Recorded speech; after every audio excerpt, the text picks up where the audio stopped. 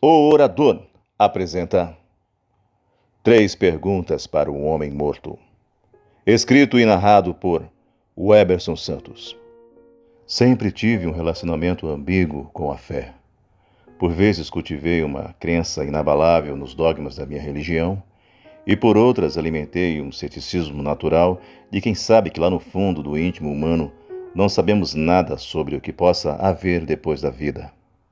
E a morte permanece para quem é honesto consigo mesmo um mistério. Tendo dito isso, atualmente não me impressiono facilmente com qualquer coisa. E busco em minha religião mais um conforto filosófico do que propriamente uma esperança no pós-vida. Para dar seguimento à minha história, eu preciso falar sobre o meu irmão mais velho. Ele, como a maioria das pessoas na infância, foi uma criança radiante e ativa, e eu me lembro de como era agradável estar com ele. E essa sensação perdurou pela adolescência até o começo da vida adulta. Foi quando ele conheceu o demônio chamado vício. E aquilo o foi transformando pouco a pouco em uma pessoa violenta e inconsequente que dançou com a morte por mais de 20 anos. Mas um dia a música acabou e com ela se foi a sorte do meu irmão. E no começo de 2020, ele faleceu em um terrível acidente de trânsito embalado pelo efeito do álcool e drogas pesadas. Ele já havia se isolado de todos e seu vício o tornou insociável. No dia de sua morte, eu tive que ir reconhecer o seu corpo no necrotério. Eu não pude deixar que um estranho o enterrasse. Então, eu mesmo empunhei a pá no seu sepultamento. Eu sentia que devia isso para ele. Antes de me ajudar a enterrá-lo, o coveiro me perguntou se eu queria vê-lo uma última vez.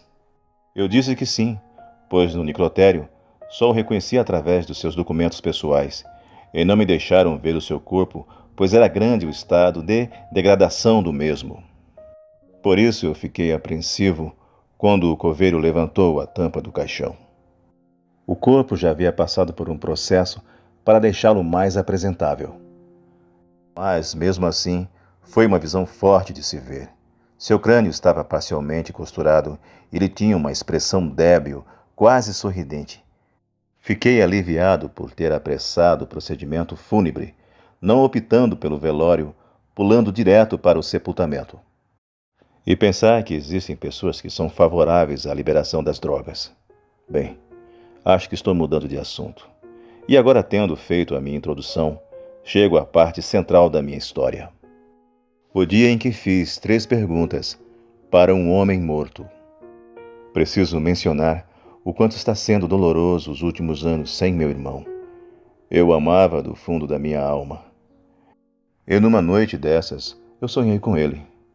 Não que após a sua morte eu já não havia sonhado com ele antes, mas dessa vez foi diferente, pois todo o contexto trazia consigo um significado inquietante. Sonhos são engraçados, não temos ciência que estamos sonhando até acordar, e durante o processo, por mais estranho que seja, tomamos como natural tudo o que acontece. E nesse episódio em particular, eu encontrei com o meu irmão em um lugar comum. Na verdade, o lugar parecia um bairro periférico. Estava caminhando na rua e simplesmente dei de cara com ele. Apesar de não saber que estava sonhando, eu sabia que ele estava morto. Estranho. Eu tinha aquela sensação de ter tido encontros semelhantes com ele antes, mas dessa vez eu resolvi fazer perguntas pontuais sobre como era estar morto. A primeira pergunta que fiz foi se ele sentiu dor quando morreu, dado a violência do seu acidente. Ele prontamente me respondeu que não, pois estava bêbado e drogado demais e não sentiu nada. Aquela resposta me confortou, saber que ele havia morrido sem sentir dor. A segunda pergunta foi, depois que notei que naquele local só havia nós dois. Eu queria saber se ele havia encontrado outros como ele naquele lugar. Ele me respondeu que às vezes apareciam outras pessoas de passagem, mas não ficavam ali por muito tempo, e na maioria das vezes ele estava só, mas estava em paz. Aquilo me confortou e me entristeceu ao mesmo tempo, um sentimento melancólico e agridoce. Então, eu tive a epifania de fazer a pergunta que naquela circunstância fazia todo o sentido indagar.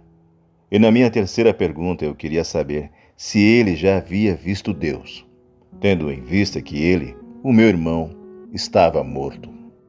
Daí ele apontou para um conjunto de montanhas longínquas, por onde os raios do sol se despediam, anunciando o crepúsculo. E com voz serena ele me disse: lá no alto, além das montanhas, existe algo grandioso, maravilhoso, mas também assustador, que ainda não tive a coragem de ir ver. Depois dessa última resposta, eu acordei com um aperto no coração e imediatamente lancei mão do meu celular para fazer um registro de voz do que eu lembrava daquele sonho.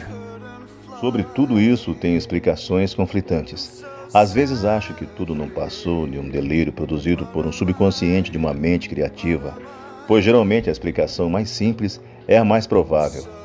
Mas quando penso nos detalhes daquele sonho singular, tenho a impressão que tudo o que presenciei foi na verdade uma experiência metafísica profunda. Porque, por mais que me sinta uma pessoa criativa, não acho que, mesmo que inconscientemente, poderia conceber tal história. Depois daquela noite, nunca mais sonhei com meu irmão. Talvez volte a sonhar. Tudo é possível nesses casos. E encerro esse relato com um poema da minha autoria. E sim, tudo o que acabei de narrar realmente aconteceu.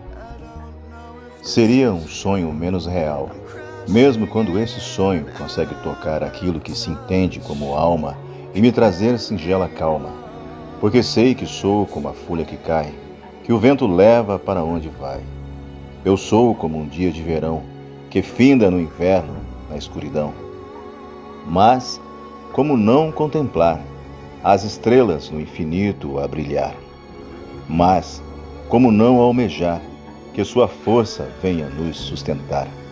Essa força maior, que em nossa pobre percepção, ansiamos que nos tire dessa escuridão.